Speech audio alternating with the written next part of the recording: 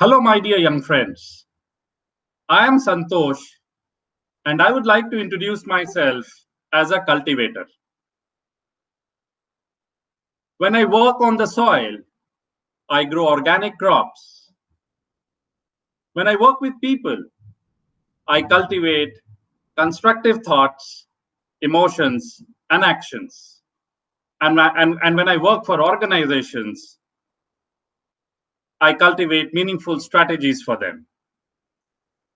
I'm the author of the book Dissolve the Box, and I'm also writing my next book, which is titled Making of a New World, which talks of journey to the future. So it's a great opportunity to discuss entrepreneurship with you today. And I'm sure these 2 hours session that we'll be taking is going to be real fun and real learning would be there. And I assure you that everything that we'll discuss here would be very, very practical and out of my own experience. So can we start? So this is the first screen you can see. And amongst a lot of bulbs, you are seeing a CFL. That's the difference. CFL takes less energy and gives more power. Entrepreneurship is all about creating new ideas. So let me start in greater details. Let me discuss with you the scope of this session. The basic objective of the video is to cultivate an entrepreneurial mindset amongst the students so there are 5 objectives. The first objective is create a value for the economy. Yes, we are here to create a lot of value for the country we are living in. Lead the entrepreneurial venture. Yes, we want all of you to create something new for the world, create a solution for the world, and lead an entrepreneurial venture.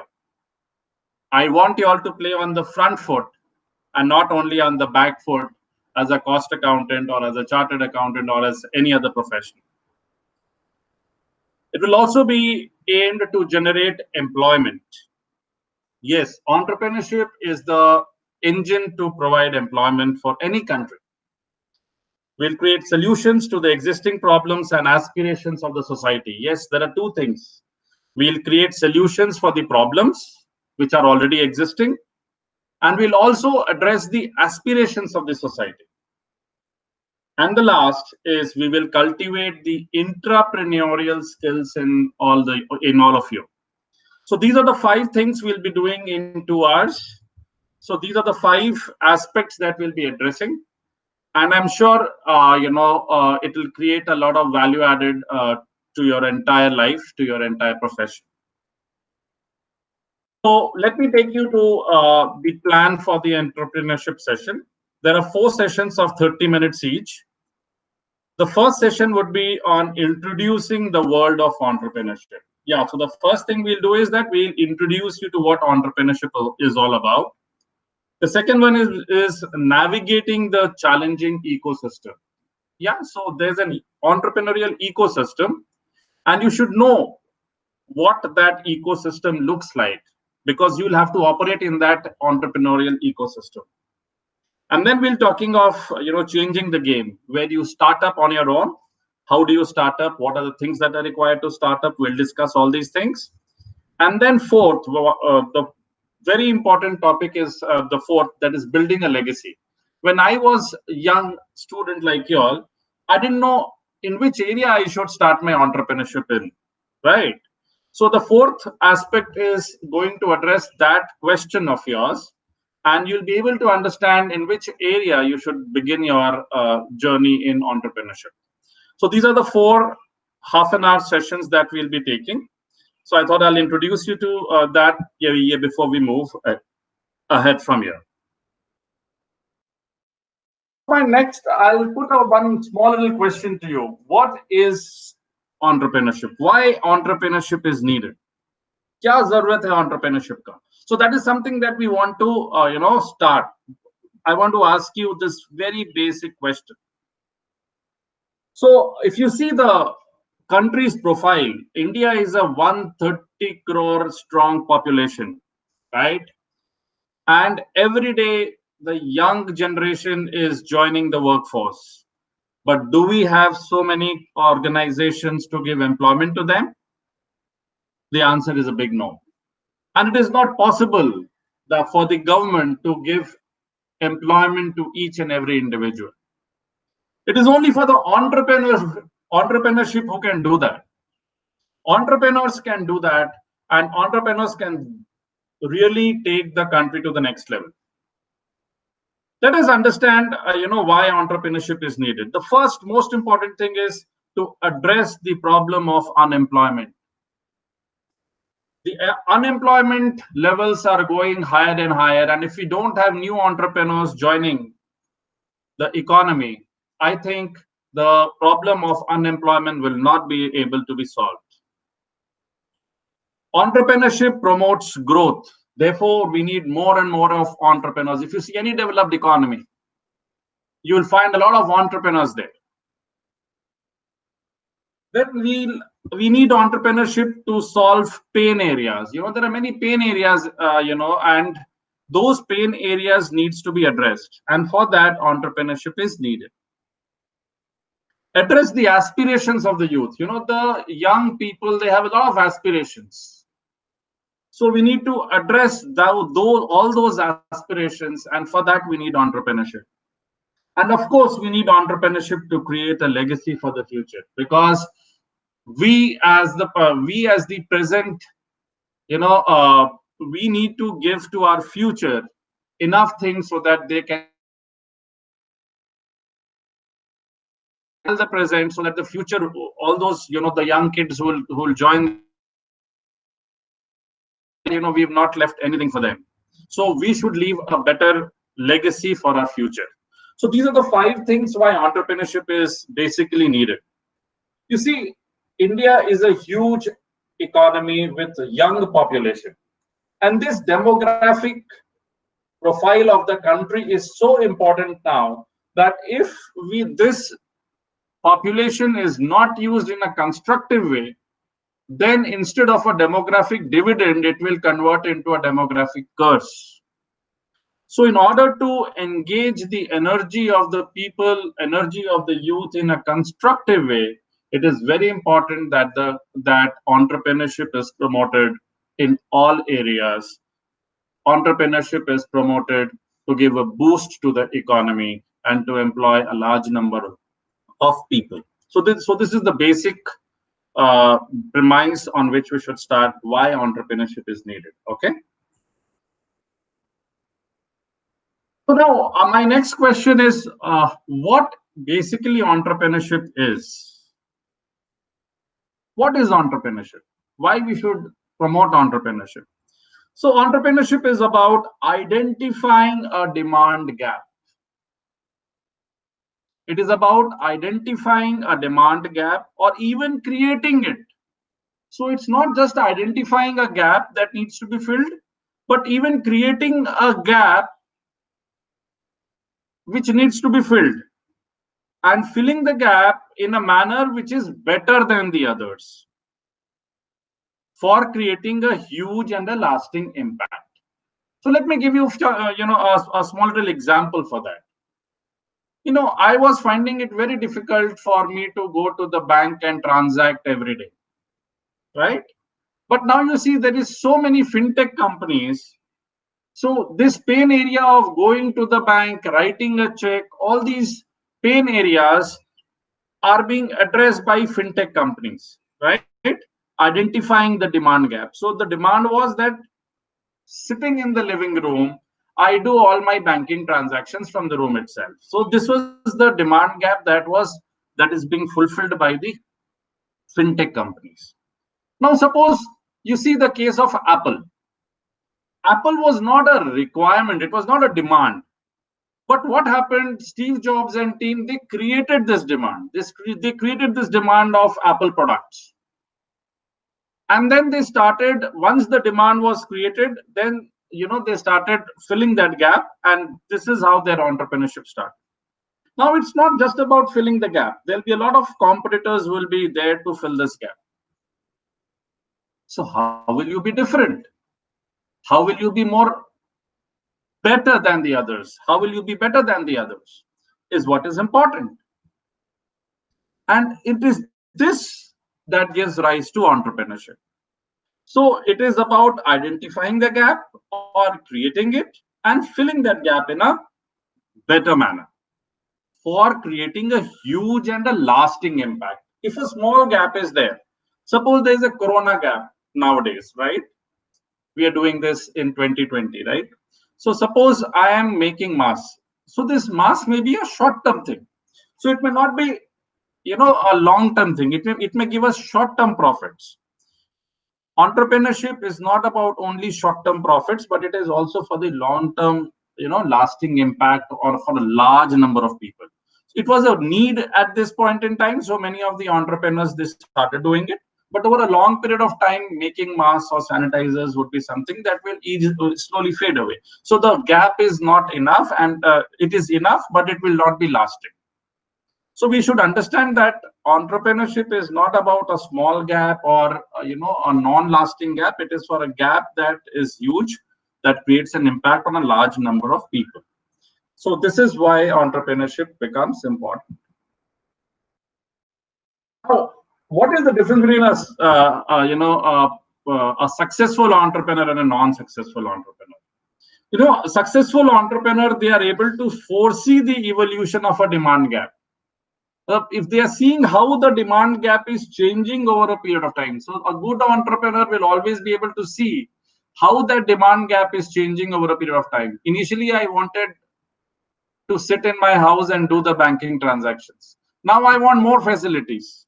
So as an entrepreneur, more facilities would be offered by many of the fintech companies, right? Who can continuously fill this gap in a better way than the others. So it is not about just filling one gap or two gap in a better way, but you need to continuously evolve and fill the gaps in a better way for increasingly bigger and a lasting impact. So that is very, very important. It's a continuous process. It's a continuous process of evolution and dynamism. It is not just the product or the service, but continuously creating customers' delight. We are not, as an entrepreneur, we are not only giving a product or a service, but what we are giving is we are trying to create customers' delight. We are providing customers solutions. So that is very important. It is not your product that is getting sold. It is not your service that is getting sold, but it is actually the solution that is getting sold. So we should be focusing on providing that particular solution. For a critically large mass of people, that is very important. If the number of people is small, then that entrepreneurship will not last long, and very soon it will go into losses and all, and we won't be able to keep pace with it. So it has to be pretty large compared to the investment and the team that you are planning for or the horizon you're looking at, right? Now let's see the case of Tata Steel.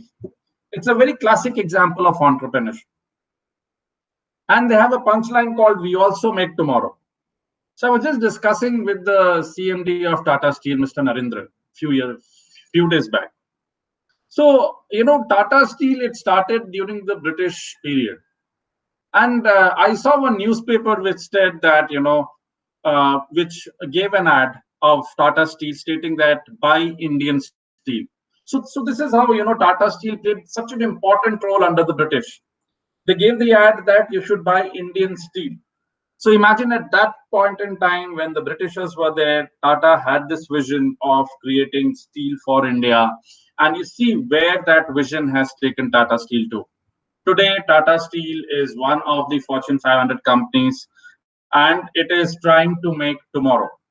So it has kept pace with the change. As the demand changed, it kept pace with the change. It brought in new products.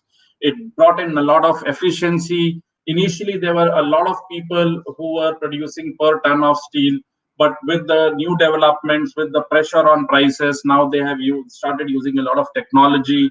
And with the use of technology per ton, production of steel, the number of employees are going down drastically. So, they have tried to keep pace with the entire change, and they have kept changing over a period of time. So imagine still now they are going very, very strong. And I'm sure for the period to come, they are going to get strong because their punchline itself says, we also make tomorrow.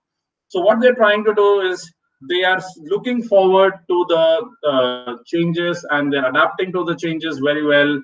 And you see, one thing that I'll tell you, that Tata Steel has increased their production many folds, but per ton number of people employed is going down. So it means they are using a lot of technology. They are using a lot of things that are, bringing in a lot of efficiency and reducing the price of the steel. So this is what entrepreneurship is all about from the Tata Steel point of view. Now let me take you to a very interesting, entrepreneurial journey, and that was for the IPL. Or I'm sure all of you know of the Indian Premier League. Now, could anyone think that in a sports such as cricket, entrepreneurship would be clubbed in, where sports and entertainment, they clubbed sports and entertainment and they created a product called IPL. And now IPL is the brainchild of Mr. Lalit Modi. He created this entire enterprise, and now you see it's going so strong and it is engaging such a lot of masses, and it is attracting such a lot of attention from different parts of the world. Forget about India. So did anyone think that how you just see how sports and entertainment was merged and a product was created? It was packaged in a manner, since 50 over game was not is something which people could see very often. So what they did is they reduced it to 20 overs. They added a lot of masala to it, a lot of zing to it, and you see the product is ready. So this is what entrepreneurs do. They create value. Tata Steel did it when the Britishers were there. Under tough situations also they did it. Now you see under these situations, and when India is free and there is sports and there's entertainment, and the entrepreneurs, they knew that people want sports and entertainment, they crave for it. So they realized that this is the demand. And out of this gap, they created the product called IPL. Isn't it interesting? Similarly, a lot of things are getting mashed up, combined. They are joining different things, different sets, and they are creating a new product. You see agri-tech, fintech, edu-tech. So what is happening is the old economy is tying up with the technology and they are creating new products. So what is happening is with this, a lot of value is getting unlocked. You see today, IPL, so many people, we all go and we watch. Forget about going to the stadium. There are lakhs and lakhs of people, crores and crores of people who are seeing it on TV. And you see there is such a lot of engagement. So this is a very good example of entrepreneurship in the present world. Now I'll take you to something very, very interesting. It is about my entrepreneurship journey. I'm not just an author, but as an entrepreneur, I'm talking to you today. I initiated a farm in a village, in a place called Dalma. So Dalma is a sanctuary, and I created a farm here. It is called the Mama Organic Farm. Why it's called Mama? Because it is dedicated to all the mothers. And how did I get the inspiration? I was with Dr. Abdul Kalam at his residence. He called me and we were discussing You Dissolve the Box, my second book there, here with him. And we were discussing how do we channelize the energies of the youth. So this was one point he asked me at his residence at 10 Rajaji Marg, Delhi. So, out of this discussion, we thought that, we need to create something for the villages, because majority of the people lie in villages. Around 60% of the youth, they lie in villages. Now, if I create an IT company in a village, probably there'll be a skill set gap and it won't work. So what we did is that we tried to create an organic farm, a farm that, that is around 30 kilometers away from Jamshedpur, which is the land of the Tatas. And what happened is that, there was a lot of, vacant land out there. And there was a demand for organic crops in Jamshedpur, and there was a supply, from the villages in Dalma. So this gap was something which I tried to fill. But more important than this gap was I was trying to engage the energies of the youth. So that was very, very important for me. I wanted to engage the energies of the youth, and as per Dr. Kalam, we wanted to create a lot of such projects that could be established in the in the rural areas. So what we did was that we gave the slogan of creating smart farms for every smart city. So the idea was that why we gave this slogan, because we wanted to rope in a lot of entrepreneurs, a lot of engineers, a lot of doctors, a lot of chartered accountants, cost accountants. So many of them, a lot of graduates are, getting connected to us. And what we are doing is together we are creating smart farms for every smart city. So that the India is now making a lot of we are having a lot of smart cities where there'll be the best of roads, the best of schools, the best of technology. But in order to support that, we need to create the best of we need to have the best of food. So what we did was we created an integrated farm, and that integrated farm is now selling more than 1,000 liters of milk on a daily basis. We sell a lot of vegetables, and the model is very, very interesting. And this model is getting replicated to more than 100 entrepreneurs to whom I'm nurturing already. So what we are doing is while selling milk, so we've created a model that we deliver milk door to door. So while offering milk door to door, the beauty is that we are trying to reach the customer on a daily basis. So we are not using plastics. So we are having glass bottles in which we give our milk. So we are delivering it on a daily basis. So what this model is doing is that you just try to understand the model. This is creating a network of people whom we are meeting on a daily basis.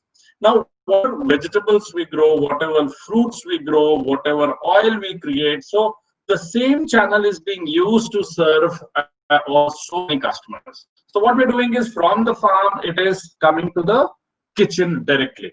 Now, in this process, what is happening is a lot of people from the villages, a lot of youth from the villages are getting engaged in it. So, this is something which we have been doing since the year 2016. And for our efforts, we've received a lot of awards like the Entrepreneur of the Year award by the Eastern Chamber of Commerce, the Alankar award by the Tata Group, the Youth Icon award.